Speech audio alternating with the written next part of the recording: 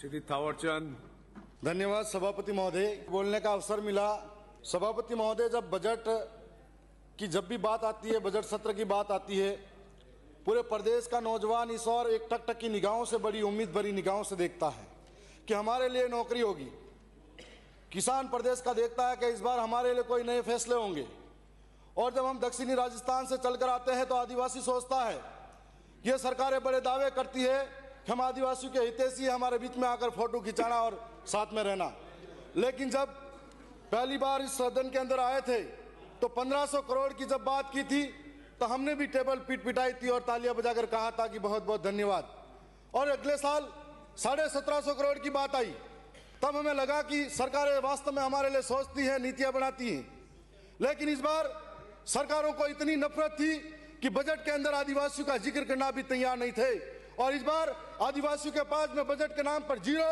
और जब माननीय अध्यक्ष महोदय ने मंत्री महोदय से कहा कि आपके पास आदिवासियों के लिए घोषणा के लिए कुछ है क्या, तो माननीय मंत्री जी ने कहा कि घोषणा के लिए मेरे पास कुछ नहीं है। उसी दिन शर्म के मारे इस्तीफा दे देना चाहिए था कि आदिवासियों के लिए घोषणा के नाम मात्र पर कुछ नहीं है। और आज आदिवासी ऐसे इलाकों में रहता है जहां बिजली की बात हो तो किसान वहां रोता है, मोटर चालू करने के लिए बटन दबाओ और पीछे लाइटें चली जाती है खेत में। सड़कों का आलम ऐसा है, चाहे मेरी विधानसभा की बात हो, चाहे आसपास की विधानसभा की बात हो, सड़कों का आलम ऐसा है कि बारिश का टाइम हो या गर्मी का टाइम हो, बारिश के टाइम में तो कोई 4-4 किलोमीटर तक गाड़ियों के अंदर, पगडंडियों के अंदर लोगों को लेकर जाना पड़ता है।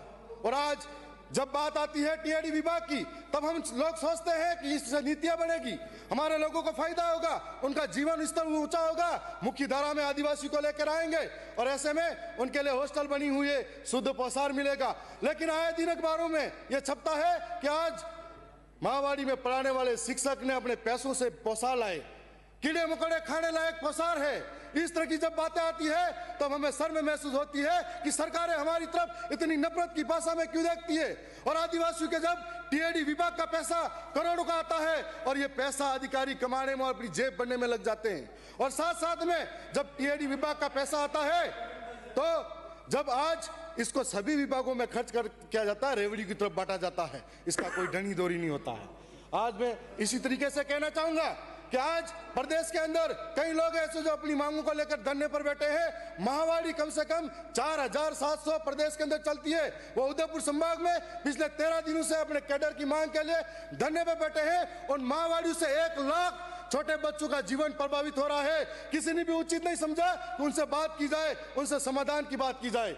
साथ साथ में यह भी कहना चाहूंगा, पैरा टीचर प्रदेश के अंदर जो लंबे समय से अपनी बात करते हैं, वो काम करते हुए सरकारी शिक्षक की तरह उन्हें सारे काम करवाए जाते हैं, लेकिन जब बारी आती है तो उनको अभी तक स्थायीकरण और नियमितीकरण नहीं किया गया। ऐसे में उनके साथ भी अन्याय हुआ।